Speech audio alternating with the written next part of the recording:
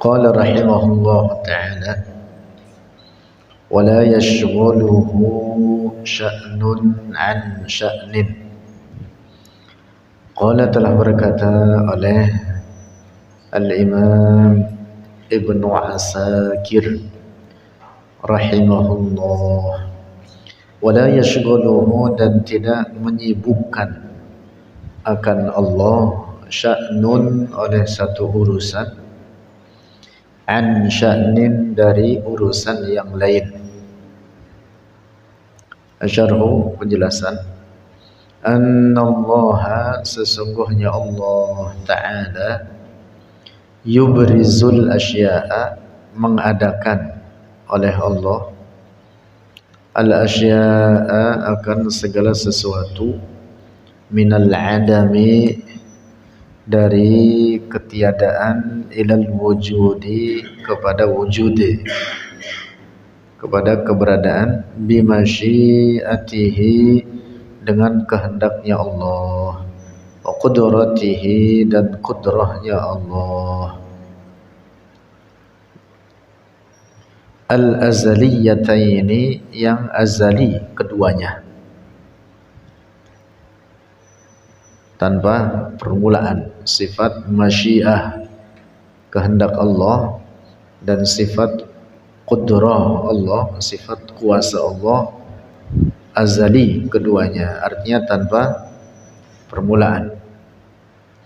Wa bitakhliqihi, dan dengan sifat menciptakan oleh Allah, al-azaliyyi, yang azali, min ghairi hajatin, dari tanpa berhajat, dari tanpa butuh, ila jarihatin, kepada anggota badan, au ila isti'mali alatin, atau kepada mempergunakan alat.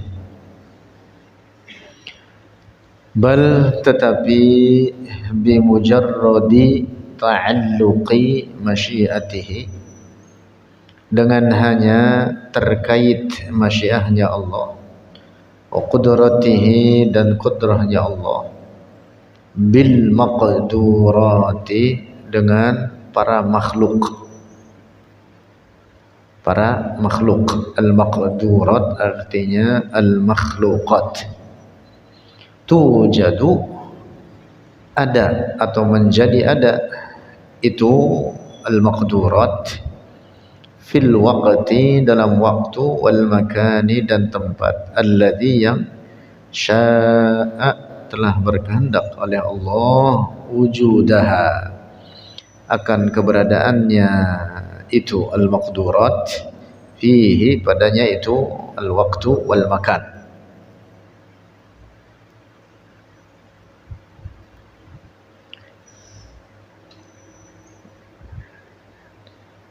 Kejadiannya pada makhluk ini baharu. Kejadiannya pada alam ini, apa yang dikehendaki oleh Allah tersebut baharu. Tetapi sifat menciptakan oleh Allah terhadap apa yang dia kehendakinya tersebut, itu azaliyah, tanpa permulaan. Misalkan Allah berkehendak menciptakan madun. Nah, sifat kehendak Allah terhadap penciptaan madun ini azaliyatun abadiyah. Kejadiannya pada makhluk, pada alam ini, kejadiannya pada alam ini baharu.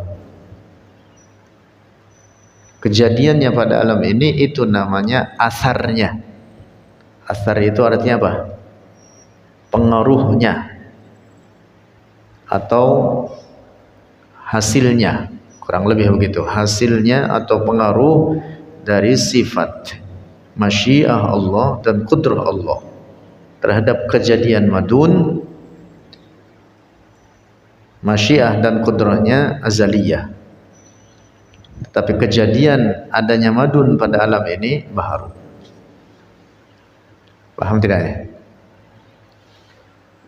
Jadi tidak boleh dikatakan bahwa kehendak Allah baharu, tidak boleh katakan begitu. Nah, sifat-sifat Allah azaliyatun abadiyah, tanpa permulaan dan tanpa penghabisan.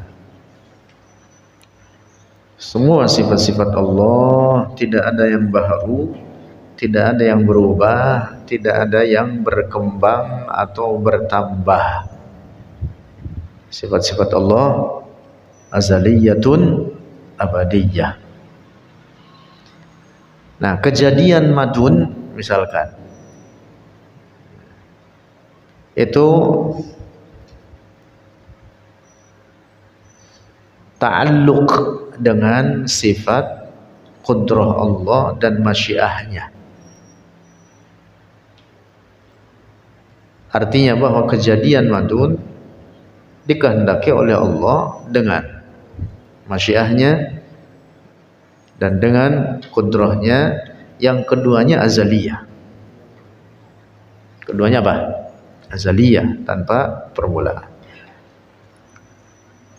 Wala yuakhiru dzalika, dan tidak mengakhirkan dzalika, akan demikian itu, Masya Allah, apa yang dikehendaki oleh Allah. Wala yamna'uhu, dan tidak mencegahnya, hu akan sya'a ma sya'a wujudaha, apa yang dikehendaki oleh Allah akan keberadaannya, mani'un, oleh siapapun yang mencegah. Artinya tidak ada siapapun yang dapat mencegahnya.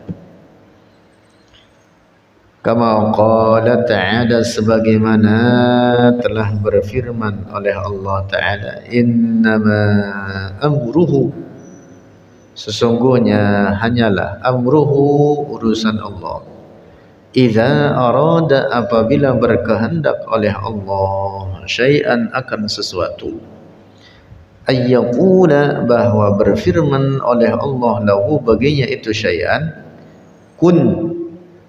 Nah, di sini hati-hati ini memahami ayat ini.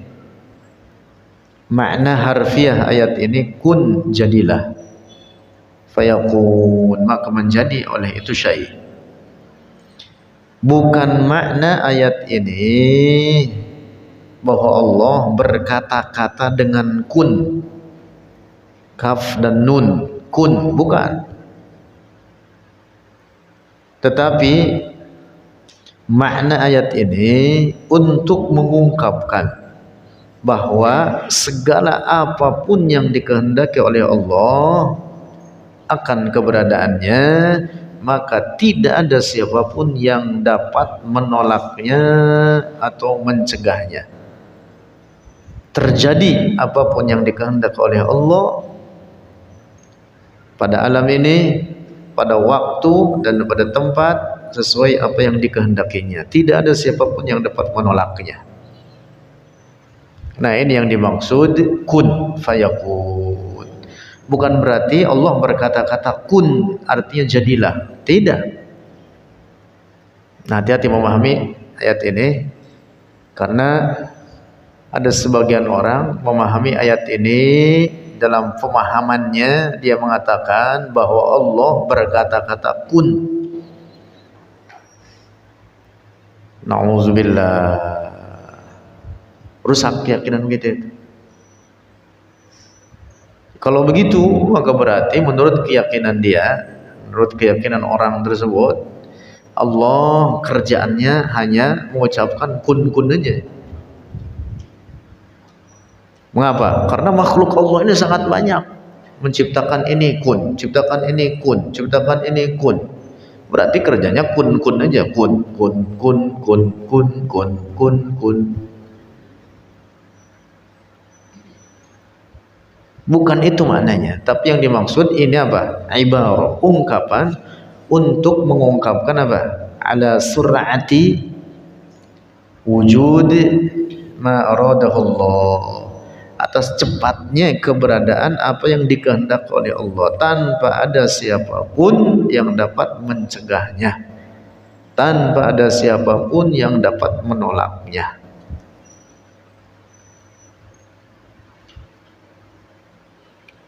Nah, dapat dipahami nih. Hati-hati dengan memahami ayat ini. Jangan sampai berkeyakinan rusak lalu menisbatkan atau menyandarkan kepada Allah sifat-sifat kebendaan atau menyandarkan kepada Allah sifat-sifat seperti yang terjadi pada manusia. Na'udzubillah. Wal mausufu, lanjut. Wal mausufu, dan yang disifati bihadhihi sifati, dengan ini sifat-sifat. Itu yang dimaksud bahwa dia Allah bersifat dengan sifat masyiah azaliyah, dengan sifat qudrah azaliyah, bahwa tidak ada siapapun yang dapat mencegahnya terhadap apa yang dikehendaki oleh Allah akan kejadiannya. Nah, dia Allah yang disifati dengan sifat semacam ini, la yashghaluhu sya'nun, tidak menyibukkan akan dia Allah sya'nun oleh satu urusan, an sya'nin dari urusan yang lain, wala amrun, dan tidak oleh satu perkara, an infadhi amrin akhara, dari melaksanakan perkara yang lain. Allah tidak disibukkan oleh satu urusan dengan urusan yang lain, tidak disibukkan oleh satu perkara karena perkara yang lain. Wa innama, dan sesungguhnya hanyalah, yahsulu, terjadi, zalika, demikian itu apa? Yashghuluhu, ya, disibukkan oleh satu perkara dengan perkara yang lain. Liman, bagi siapa, yashtagilu, yang berbuat, bil jawarihi, dengan anggota-anggota badan seperti manusia.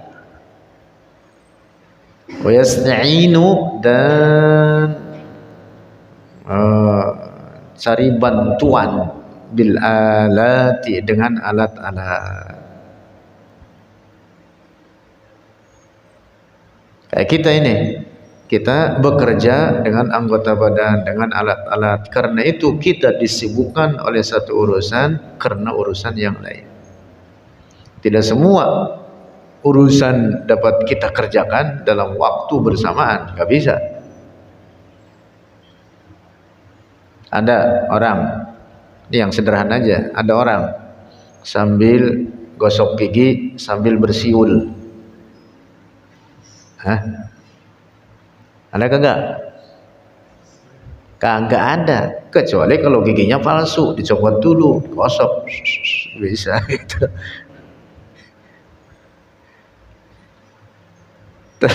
Tapi kalau asli giginya nempel di situ pada tempatnya sambil gosok, sambil bersiul, bisa? Kagak bisa, bagaimana? Itu sederhana itu, Dun. Namanya kita itu disibukkan oleh satu urusan dengan urusan yang lain. Fa innahu, maka sesungguhnya dia, nih, yang disibukkan oleh satu urusan karena urusan yang lain, idza staghraqa,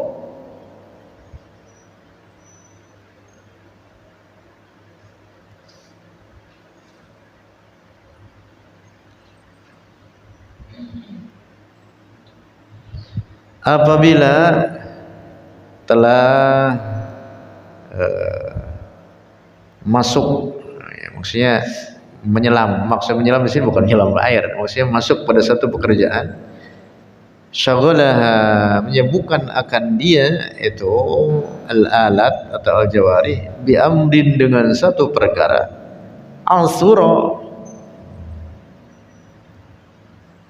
sulit, alaihi, atasnya itu orang,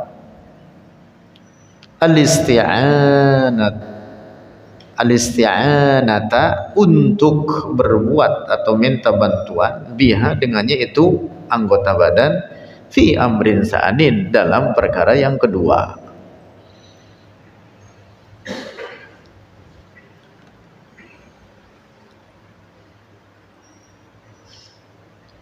Nggak bisa kita disibukkan dengan satu perkara, lalu di saat yang sama ingin mengerjakan kesibukan yang lain. Mengapa? Karena kita bekerja dengan alat-alat.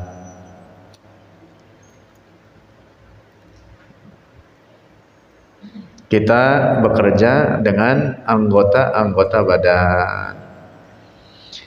Wallahu, dan Allah Azza wa Jalla yang maha suci dan maha agung, munazzahun, itu suci dia Allah, an dzalika, dari demikian itu, yaitu yashghuluhu sya'nun an sya'nin, itu mustahil demikian itu, maha suci Allah dari perkara demikian itu.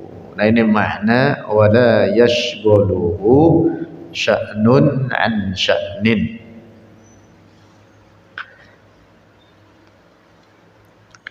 Qala rahimahullah, berkata oleh al-Imam Ibnu Asakir rahimahullah, wala yalhaquhu wahmun, wala yalhaquhu, dan tidak mendapati akan Allah, wahmun, oleh prasangka,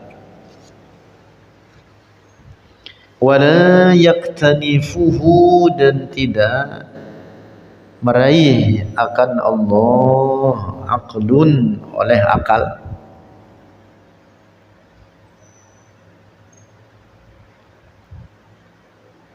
Ini kalau isim nakiro semacam ini untuk memberikan makna menyeluruh atau makna mutlak, sehingga makna yang lebih pas itu gini, wala yalhaquhu wahmun, dan tidak meraih, tidak mendapati akan Allah, wahmun, oleh prasangka apapun atau apapun prasangka, wala yaktanifu, dan tidak dapat meraih akan Allah, aqlun, oleh akal siapapun, akal apapun, artinya mutlak, semua akal. Wala yatakhassasu bidzihni, dan tidak terkhususkan dia Allah bidzihni, dengan hati atau pikiran. Maksudnya tidak dapat diraih, digambarkan oleh pikiran. Wala yatamassalu fin nafsi, dan tidak berbentuk atau membentuk fin nafsi, dalam diri. Maksudnya tidak dapat digambarkan oleh diri kita, oleh akal kita, hati kita atau pikiran kita. Wala yutasawwaru fil wahmi, dan tidak digambarkan fil wahmi, dalam prasangka. Ini maknanya mirip semua sebenarnya, cuman ini untuk menegaskan kesucian Allah, bahwa Allah tidak dapat diraih oleh akal fikiran secara mutlak.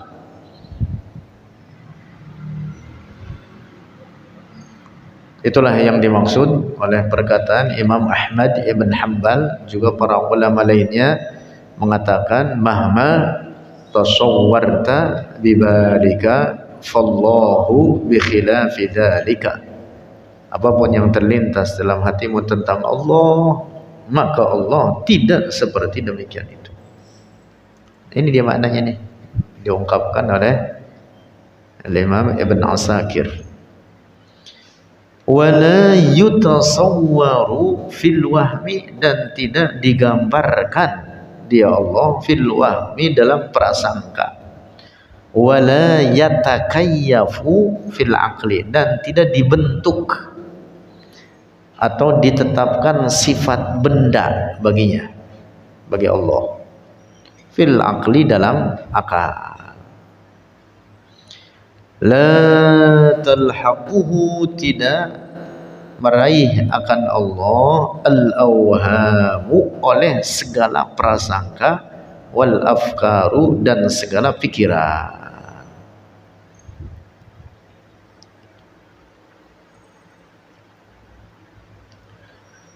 Asyarhu, penjelasan.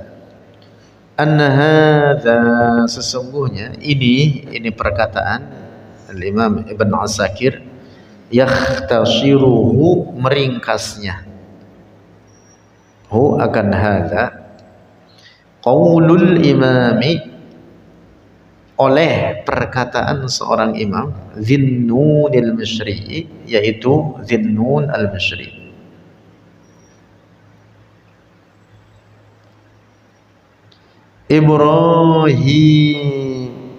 Ibrahim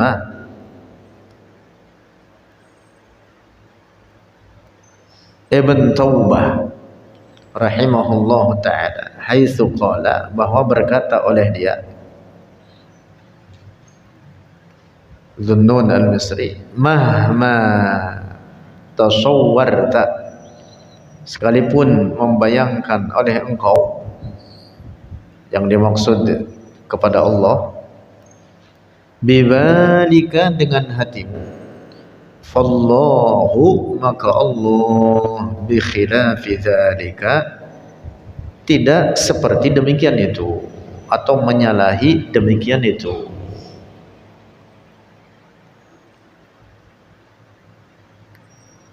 Yang dimaksud bahwa Allah tidak dapat diraih oleh akal pikiran. Sebab apapun yang terlintas dalam akal pikiran, mestilah ia itu benda, memiliki bentuk dan ukuran. Allah bukan benda. Allah Maha Suci dari segala bentuk dan ukuran. Akal kita ini jangankan untuk meraih hakikat Allah, yang tentu itu adalah perkara tidak dapat diraih. Bahkan akal kita untuk meraih hakikat diri kita sendiri, kita nggak tahu, tidak mampu.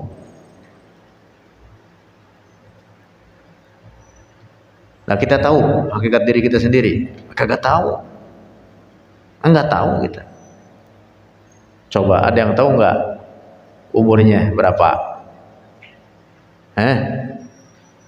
Madun, bisa jadi umurnya sisa 2 bulan. Nah, bisa jadi nggak gitu? Atau madun, umurnya 80 tahun, sampai aki-aki, peot, bongkok. Bisa nggak gitu? Bisa. Tapi kita nggak tahu itu semua. Tahu nggak? Nggak tahu. Madun sekarang begini nih orangnya, siapa tahu 30 tahun ke depan jadi apa? Jadi orang besar. Orangnya besar. Jadi apa, Don? Nggak tahu. Itu artinya kita tidak mengetahui hakikat diri kita. Apa yang akan terjadi pada diri kita besok, tidak tahu. Kita hanya merencanakan sesuatu. Adapun kejadiannya besok, nggak ada yang tahu. Wa ma tadri nafsum madza taksibu ghadan. Tidak ada satu jiwa pun yang mengetahui apa yang akan dia kerjakan esok hari. Tahu masih hidup, tahu kagak besok. Gitu, Din. Paham, Din? Oh, anggota aja, Udin. Wa ma tadri nafsum bi ayyi ardin tamut. Dan tidak ada satu jiwa pun di mana dia akan mati. Udin jauh dari Riau datang kemari. Siapa tahu matinya di Mekah. Depan Ka'bah lagi sholat, lagi sujud, kagak bangun-bangun lagi. Bisa nggak begitu, Din? Kagak ada yang tahu, bisa jadi gitu. Amin. Tahu nggak ngaminin, Din? Lagi berangkat umroh, mati depan Ka'bah, lagi sholat. Umrohnya besok, bulan depan.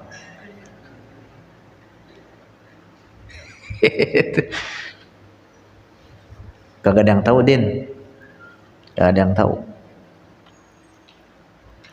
Nah, jadi diri kita terhadap hakikat diri kita, kita tidak mampu meraihnya.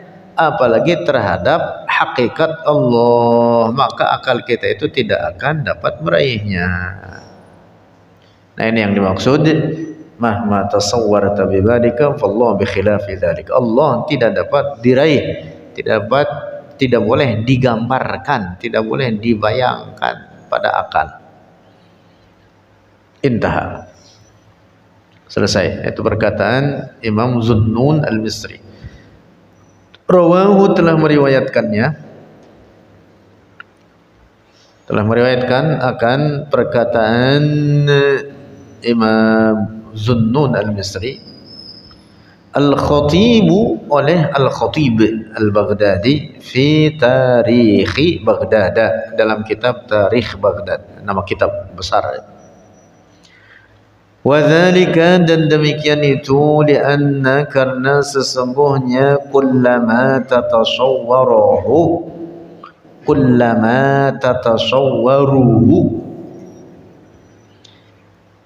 setiap apa yang menggambarkan oleh engkau akan dia, kullama bibalika dengan hatimu, fahuwa maka dia kullu ma tatasawwaruhu makhlukun, itu makhluk. Wal khaliqu, dan al khaliq la yushbihu makhluqahu, tidak menyerupai akan makhluknya. Allah al khaliq, sang pencipta, maka Allah tidak menyerupai ciptaannya. Mustahil pencipta sama dengan yang diciptakannya. Kama qala, sebagaimana telah berkata imamuna, oleh imam kita Asy-Syafi'i, nyatanya Asy-Syafi'i radhiyallahu anhu, man intahadha, siapa orang intahadha, berusaha, lima'rifati mudabbirihi, untuk mengenal penciptanya atau Tuhannya. Yang dimaksud mudabbir di sini adalah Tuhannya, yang dimaksud adalah Allah. Dia siapa orang berusaha untuk mengenal penciptanya, fatma'anna, maka tenang oleh dia, ila mawjudin, kepada perkara yang mawjud, yang ada, yantahi, yang habis, ilaihi, kepadanya mawjud, fikruhu, oleh fikirannya, fahuwa musyabbihun, maka dia itu orang musyabbihun, seorang musyabbih, artinya menyerupakan Allah dengan ciptaannya. Kalau ini orang dalam upaya mengenal Allah sampai kepada kesimpulan menurutnya Allah seperti yang dibayangkan dalam pikirannya, ini orang musyabbih namanya, menyerupakan Allah dengan ciptaannya. Rusak akidahnya, bukan ahli tauhid, tetapi ini ahlut tashbih, orang kafir, menyerupakan Allah dengan ciptaannya. Wa in yutma'anna, dan jika tenang oleh dia, ilal adami sirfi, kepada ketiadaan yang kosong, fahuwa, maka dia itu orang, maka dia man, itu orang mu'ab mu'attilun, seorang mu'attil. Mu'attil itu artinya orang yang menafikan atau meniadakan Tuhan, meniadakan Allah. Ateis bahasa kitanya. Orang apa?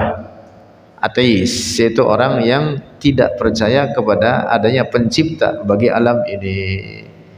Ini orang juga dihukumi kafir. Jelas, dihukumi apa?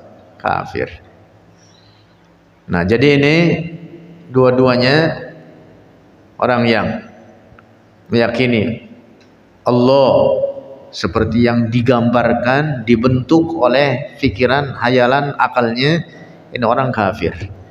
Atau kalau dia sampai kepada kesimpulan bahwa Allah itu tidak ada, alam ini tidak diciptakan, atau alam ini ada sendiri tanpa ada yang menciptakan, ini orang namanya mu'attil. Ini orang juga kafir. Wa in itma'anna, dan apabila tenang oleh dia, ila mawjudin, kepada yang mawjud, kepada yang ada, wa'tarafa, dan mengakui oleh dia bil ajzi, dengan kelemahan, an idrakihi, dari meraihnya mawjud, fahuwa muwahhidun, maka dia ahli tauhid. Nah, ini yang benar. Ia berkesimpulan bahwa Allah ada, tetapi Allah tidak seperti segala yang ada. Allah tidak dapat diraih oleh akal fikiran. Allah tidak menyerupai segala apapun daripada ciptaan-ciptaannya ini. Allah Maha Suci dari segala bentuk dan ukuran. Inilah muwahhid. Apa? Muwahhid, ahli tauhid. Intaha. Selesai. Nah, itu perkataan siapa? Al-Imam Asy-Syafi'i. Lidzalika, karena itu, naha, telah melarang as-salafu, oleh para ulama salaf, anit tafakkuri, dari berfikir, fi dzatillahi ta'ala, pada zat Allah ta'ala, lil wusuli, untuk sampai, ila haqiqati, kepada hakikatnya Allah. Karena tidak akan sampai. Tidak akan sampai. Mengapa?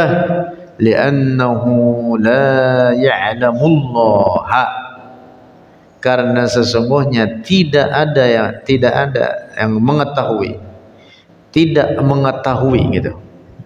mengetahui Allah, akan Allah, alal haqiqati, atas hakikatnya, illallahu, kecuali Allah. Tidak ada yang mengetahui akan hakikat Allah kecuali Allah, Allah sendiri. Innama ma'rifatuna, sesungguhnya hanyalah ma'rifah kita, pengetahuan kita, billahi, dengan Allah, hiya, dia, ma'rifatuna, bima'rifati ma yajibu lahu ta'ala, yaitu dengan mengetahui apa yang wajib bagi Allah, wa ma yastahilu, dan apa yang mustahil, fi haqqihi, pada haknya Allah, wa ma yajuzu, dan apa yang boleh, fi haqqihi, pada haknya Allah. Yang wajib antaranya yaitu apa? Sebutkan oleh para ulama sifat 13, atau sebagian ulama nyebutnya sifat 20. Yang mustahil kebalikannya 20, kebalikan daripada sifat wajib. Yang jaiz 1, yaitu fi'lu kulli mumkinin aw tarkuhu. Itu dia. Jadi kita mengenal Allah adalah dalam segi ini. kita mengenal sifat-sifat Allah dari segi supaya kita faham bahwa sifat-sifat Allah tidak serupa dengan sifat-sifat para makhluk. Gitu. Qala Ibnu Abbasin, qala Ibnu Abbasin telah berkata oleh Ibnu Abbas radhiyallahu anhuma, Abdullah bin Abbas, tafakkaru, berfikirlah oleh kalian fi khalqillahi, pada makhluk Allah, wala tafakkaru, dan janganlah berfikir oleh kalian fi dzatillahi, pada hakikat Allah. Zat Allah artinya hakikat Allah. Zat Allah artinya apa? Hakikat Allah. Rawahul Baihaqi, telah meriwayatkannya akan perkataan Ibn Abbas Al-Baihaqi oleh Imam Al-Baihaqi.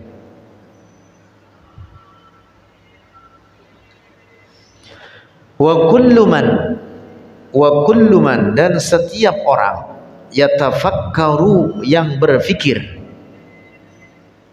fi dzatihi ta'ala, pada zatnya Allah Ta'ala, pada hakikatnya Allah Ta'ala, fayatakhayyalu, maka berhayal oleh dia, bi khayalihi, dengan hayalannya, suratan, akan suatu bentuk, au yatawahamuha, atau memprasangkakan oleh dia akan itu bentuk, akan itu surah, biwahmihi, dengan prasangkanya, wa ya'taqidu, dan meyakini oleh dia, annama takhayyalahu, bahwa apa yang ia hayalkannya, wa tawahamahu, dan dia prasangkakannya, huwallah, dialah Allah, fahuwa laysa musliman, maka dia orang laysa musliman, bukan orang muslim, muwahhidan, ahli tauhid, bukan muslim yang mentauhidkan Allah. Ini orang dihukumi kafir, rusak akidahnya, walaupun dia mengaku dirinya muslim. Paham ini? Walaupun dia mengaku dirinya muslim, walaupun dia sholat, puasa, zakat, haji, rusak ini orang akidahnya. Tidak bermanfaat bagi dia oleh sholatnya, oleh ibadahnya, apapun bentuknya, kebaikannya, tidak bermanfaat baginya, karena rusak akidahnya. Idzla farqa, karena tidak ada perbedaan, bainahu, antara dia orang, wa baina abidis sanami, dan antara penyembah berhala. Apa bedanya? Sama aja berarti. Nauzubillah. Orang yang menghayalkan Allah, dia bentuk dalam hayalannya, lalu dia menyembah apa yang dia hayalkan. Penyembah berhala menyembah apa yang dia bentuk, sama-sama. Fa'abidus sanami, maka penyembah berhala, abada, menyembah oleh dia, suratan, akan bentuk, nahataha, yang dia ukir, akan itu surah, yang akan dia bentuk, akan itu bentuk, dia bikin, dia bentuk, akan itu as-sanam, akan itu berhala. Wahada, dan ini orang yang mengatakan Allah memiliki bentuk, abada, menyembah oleh dia, suratan, akan bentuk, takhayyalaha, yang dia hayalkannya dalam pikiran dia. Makanya dua-duanya dihukumi kafir. Wa ammal mu'minu, adapun seorang mukmin, al-musaddiqu, yang membenarkan. Yang dimaksud artinya orang mukmin yang benar, orang mukmin yang benar, yang lurus dalam akidahnya. Faya'budu, maka menyembah oleh al-mu'min, man la syabiha lahu, akan siapa, la syabiha lahu, yang tidak ada keserupaan baginya, wala masila, dan tidak ada kesamaan, yaitulah Allah. Tidak ada keserupaan baginya dengan suatu apapun. Kama qala al-imamu, sebagaimana qala telah berkata al-imamu oleh seorang imam Ahmadur Rifa'i, yaitu Ahmad Ar-Rifa'i radhiyallahu anhu, ghayatul ma'rifati, puncak ma'rifah billahi dengan Allah, al-iqanu itu meyakini, biwujudihi ta'ala dengan adanya Allah ta'ala, bila kaifin dengan tanpa sifat-sifat benda, wala makanin dan tanpa tempat. Nah, inilah akidah Rasulullah, akidah umat Islam. Allah ada tanpa tempat, tanpa arah. Allah tidak bersifat dengan sifat-sifat benda. Wa hadza kulluhu, dan ini kulluhu seluruhnya, keyakinan tersebut, yukhadhu itu diambil, min qawlihi tabaraka wa ta'ala, dari firman Allah ta'ala, fil ayatil muhkamati, dalam ayat muhkamat, al-jami'ah yang menghimpun. Yang menghimpun ini ayat muhkamah jami'ah yang menghimpun bagi makna tauhid di dalamnya. Min suratis syura, dari surat asy-syura, yaitu firman Allah, laisa kamitslihi syai'.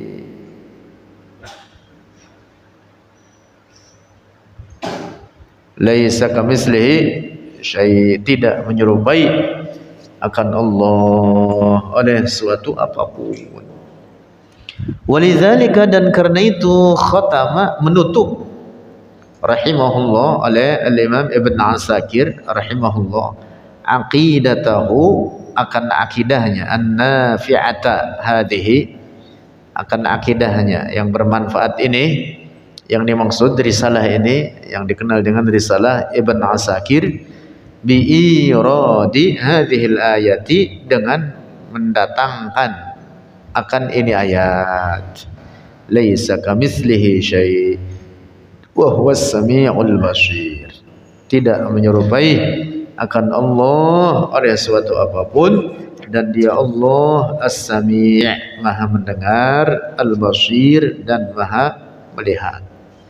Nih, perhatikan nih, dalam ayat ini Allah mendahulukan at-tanzih, laisa kamitslihi syai'. Ini ayat disebutnya asrahu ayatin fi kitabillah ala tanzihillah at-tanzihal kulli.